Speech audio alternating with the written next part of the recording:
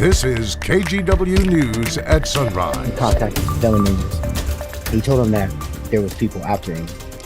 That man is looking for answers after he says his cousin was targeted in a shooting that left him dead.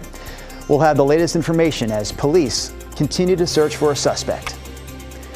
Also this morning, a brand new space opens up to support a program that brings art therapy to local seniors. We're talking about a place called the Geezer Gallery.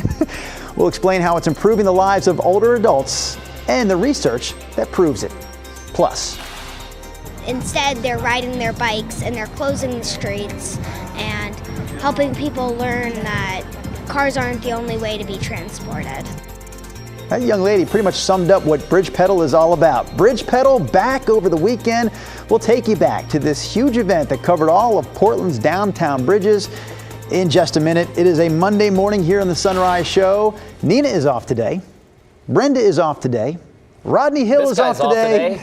Chris McGinnis is in. What do you have for us? Thank you for showing up this morning. Yeah, somebody had to. We would have had to. One of us would have had a lot of reading, or you would have had some weather to do if I didn't show up, right? All right, let's get to the weather wall real quick.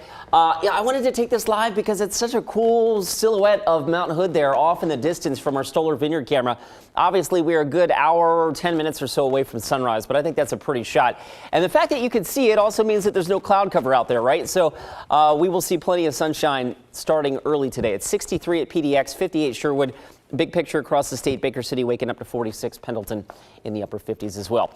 All right, the plan for Monday, full sunshine, wall to wall, all day long. 75 by lunchtime, and I've got us topping out at 88 degrees this afternoon. Drew, we begin to climb into the 90s tomorrow, and our midweek forecast is hot. I've got more on that in just a few minutes. All right, Chris, sounds good. Right now, we do want to get to our top story this morning. We're hearing from the family of a man who was shot and killed last Wednesday in the Powellhurst-Gilbert neighborhood of Southeast Portland. KGW's Christelle Coomway talked with the victim's cousin, who says he wants answers. He was a very intricate part of my family's life. Shante Harris says his cousin had recently voiced concerns for his life. He contacted some family members, and he told them that there was people after him. Portland police did not say if this was a random or targeted shooting, but we do know officers responded to a report of shots fired Wednesday night on Southeast Bush Street near Southeast 134th. They say the shooter or shooters took off, but confirmed one person was dead. Friends and family identified DeJounte Campbell as the victim. No arrests have been made. We're living in a lawless town. Like, basically, the police are going to the crime scene. They're putting down their little numbers of where all the bullets were, and then they clean up the crime scene, and then it's off to the next one because there's already another one that's already in progress. Since 2020, the uptick in violence has been rapid and unprecedented in Portland. Police cite a lack of resources. Fewer patrol officers and overworked homicide detectives can't keep up with the caseload. You know, everybody said defund the police. Well, this is what we got. So now what do we do? You guys wanted the police defunded, and now here we are. And now everybody's dying left and right. As he mourns the loss of his cousin, Harris also pleads for the end of gun violence. I just want everybody to come together. Christelle Coomway, KGW News. All right, let's get a look at some of this morning's other local headlines. We had more gun violence in the Portland metro area over the weekend, starting in Gresham, where 2 people were shot. Authorities are still trying to figure out who pulled the trigger and why. This all began around 3 o'clock Sunday morning. Several people reported hearing gunshots near Northeast Hogan Place. When police got there, they found one person who was shot outside of Buster's Barbecue. He was taken to the hospital, and he is expected to recover. About a block away near Division Sports Pub, officers found 26 shell casings and a car with bullet holes. And then the Multnomah County Sheriff's Office got a call about a second gunshot victim. That person is also expected to recover. Investigators believe all of this is related. Meanwhile, in Vancouver, 3 people were shot early yesterday morning near Gustafson Park. Police say a group was in the backyard of a home on Carolina Lane around 4:30 Sunday morning when someone walked up and started shooting. 3 people were hurt.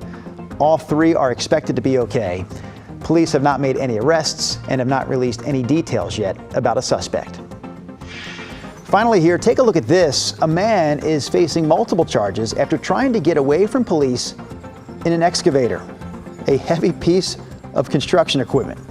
The Washington County Sheriff's Office posted this video on Twitter. Deputies say the driver had 3 warrants and was wanted for stealing a car. They found him at a property north of Banks driving that excavator right there.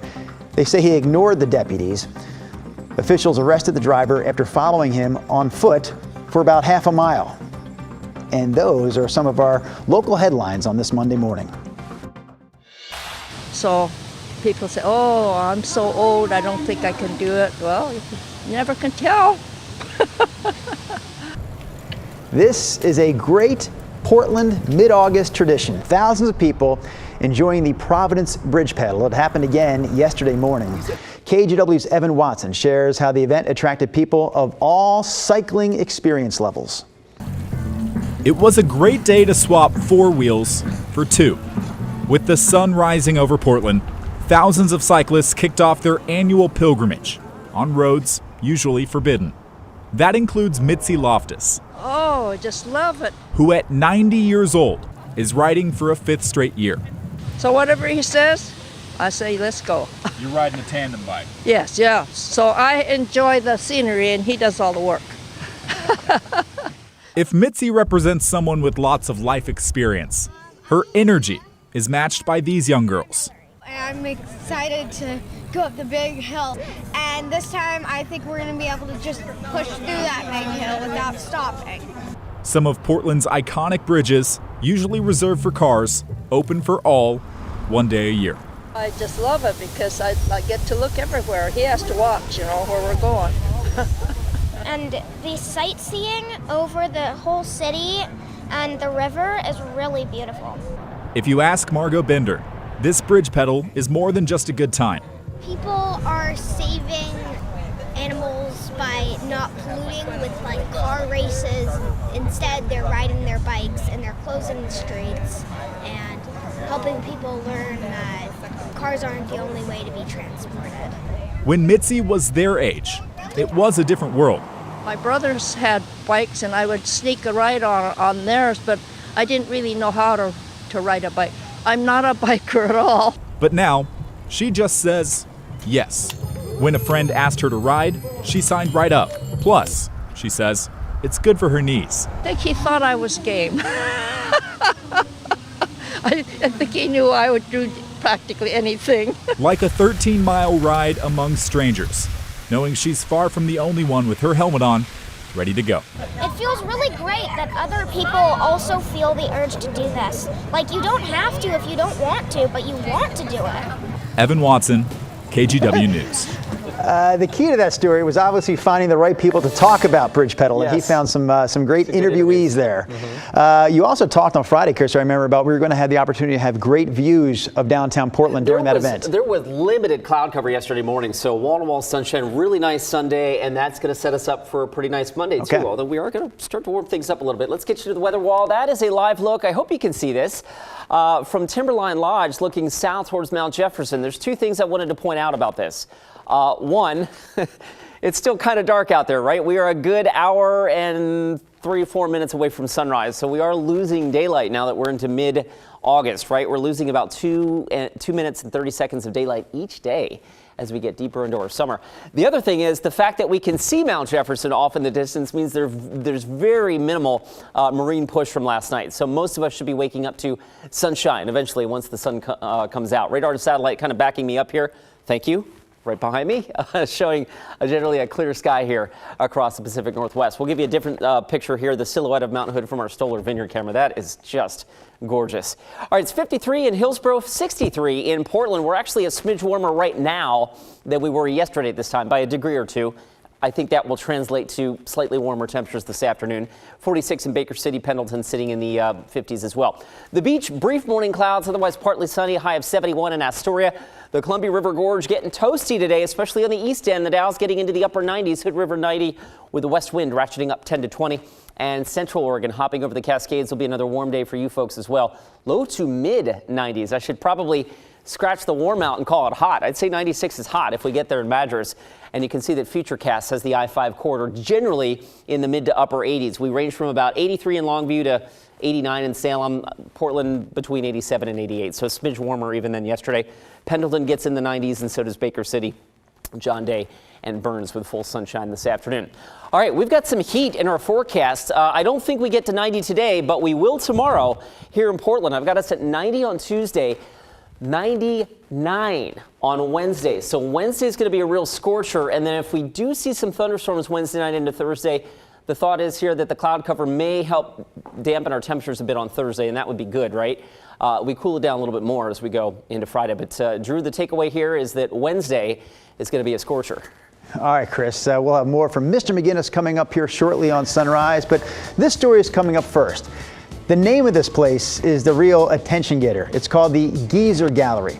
It's an art gallery along Portland's waterfront that's tackling the topic of ageism. So again, we have that story for you in just a minute, but we also want to remind you about this year's KGW School Supply Drive, well underway at this point, and so far, we have collected enough cash and supplies to help 3,000 students in the area go back to school with the supplies they need. One easy way to help out this year is by giving cash online. To do that, just go to kgw.com/school and click the Donate Cash button. All this week, by the way, when you give, your donation will go a little further because NECA IBEW Local 48 is matching all cash donations this week up to $25,000. So help us meet that match by donating today. If you'd like to drop off school supplies in person, we are collecting school supplies this week at Intel's Hawthorne Farm campus. Wednesday from 3 to 6 p.m.